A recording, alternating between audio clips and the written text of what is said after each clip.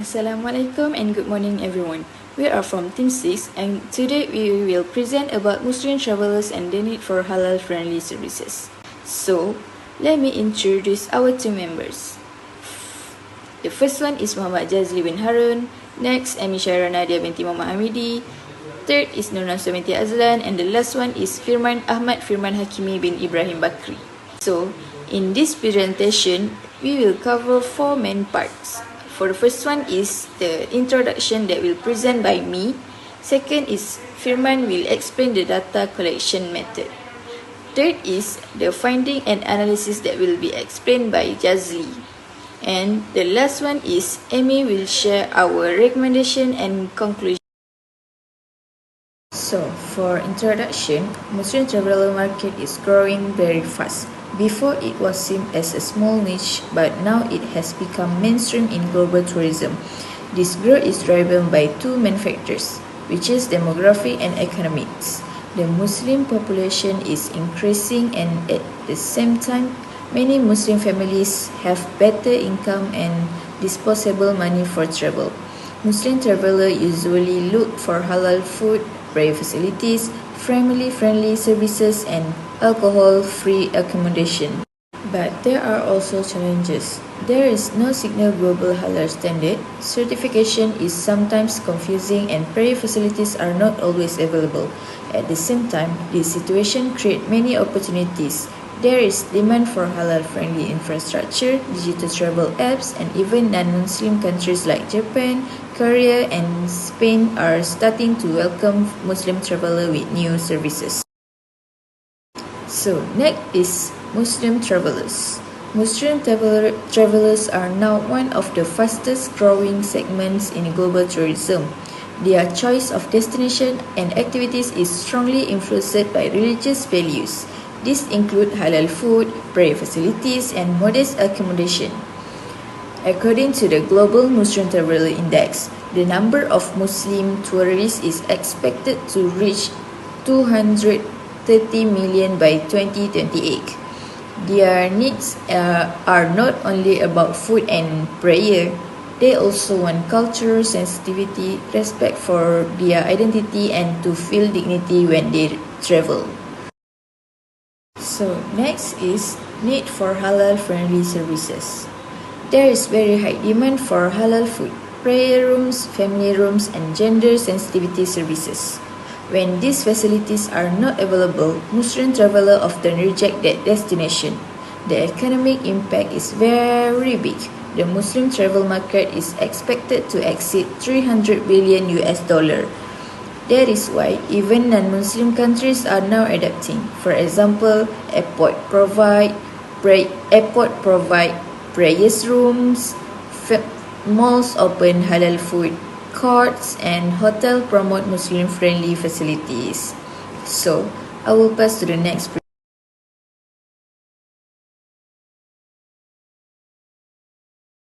I will now explain the data collection methods used in our study.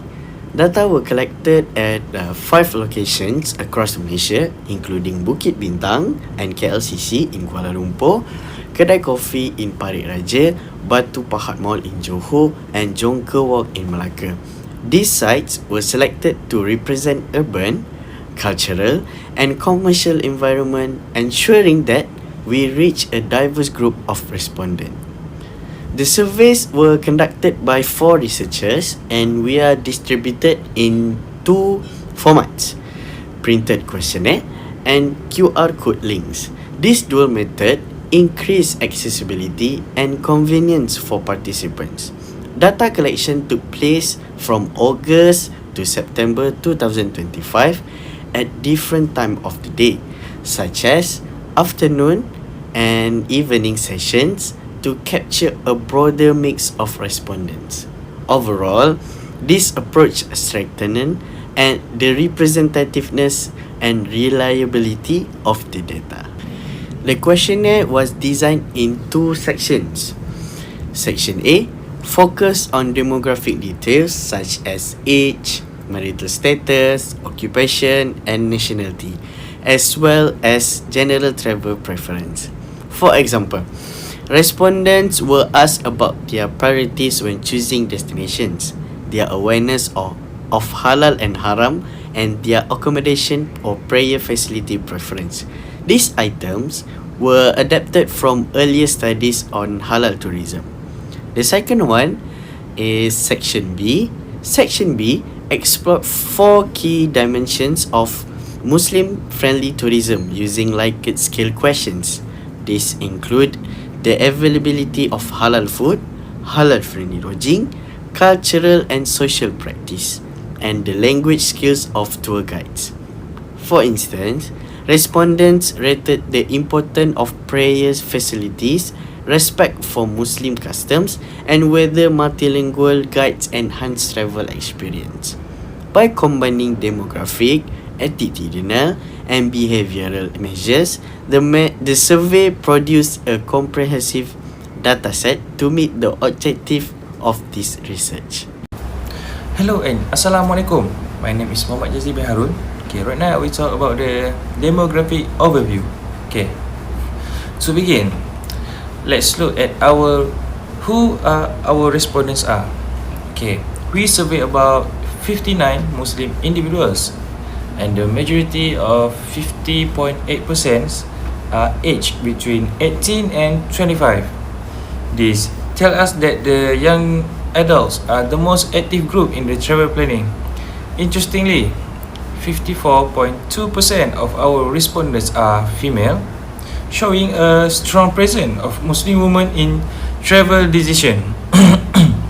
As you can see, most respondents are full-time workers and students, which aligns with their income levels, or 78% earn below RM1,000 monthly.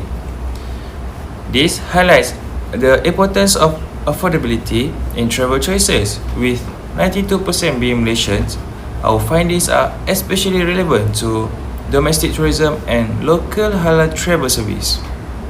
Alright, next, we explore how these Muslim travelers behave when they're planning trips.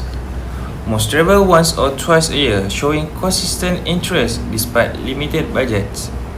Nature-based destinations are the top choice: beaches, mountains, and peaceful retreats.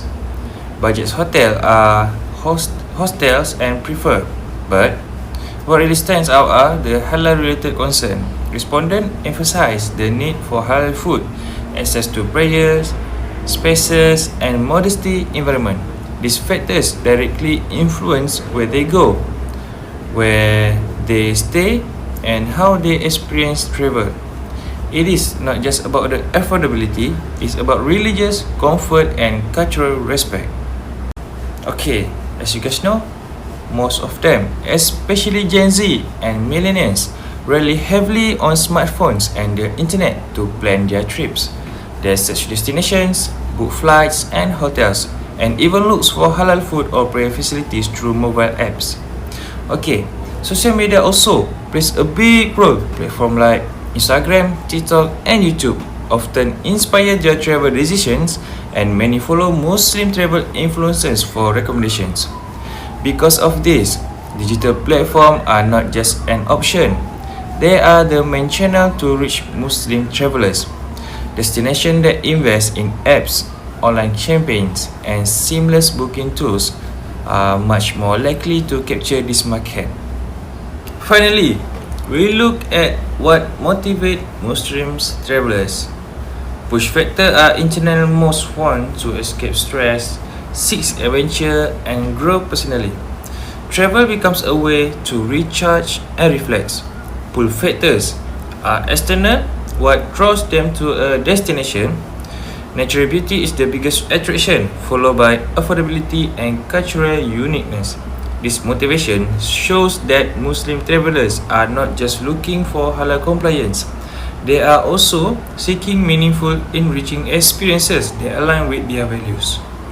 Okay, and in conclusion, understanding the needs of Muslim travelers, especially their halal concern, is essential for building inclusive and respectful tourism experiences.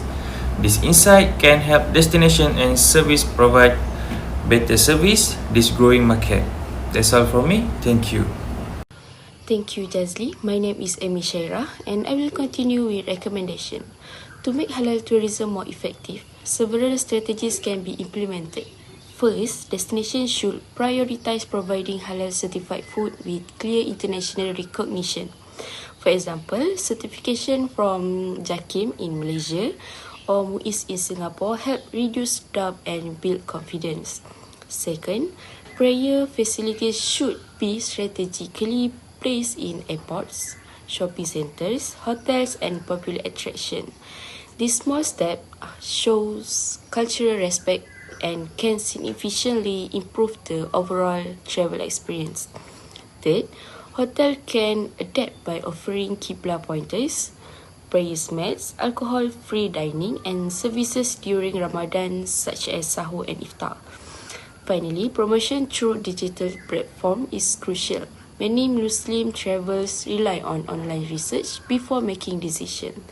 Therefore, official websites, apps, and even collaboration with Muslim travel bloggers or vloggers can help destination reach this audience more effectively. In conclusion, halal tourism is not only about serving religious needs, but also about creating an environment of respect, trust, and inclusivity. The Muslim travel market is expected to spend over USD 300 billion in the coming years, making it one of the strongest forces shaping global tourism. Destinations that embrace halal-friendly services will gain long-term loyalty, repeat visits, and positive word of mouth, while those that fail to adapt risk losing out on this valuable market. Most importantly, halal tourism goes beyond economics. It promotes intercultural respect, strengthens global connection, and contributes to sustainable development goals. In short, it is not just the future of Muslim tourism, but the future of global tourism as a whole. I think that's all from us, and thank you.